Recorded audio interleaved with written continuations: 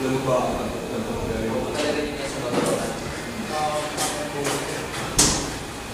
Ano naman? Ako, hindi nyo.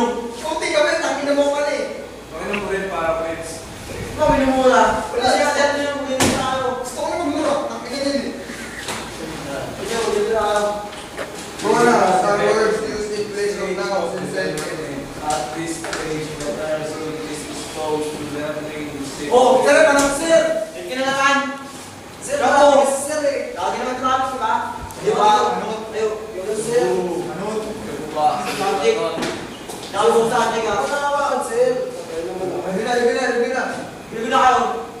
At this stage, the person is exposed con los terroristas.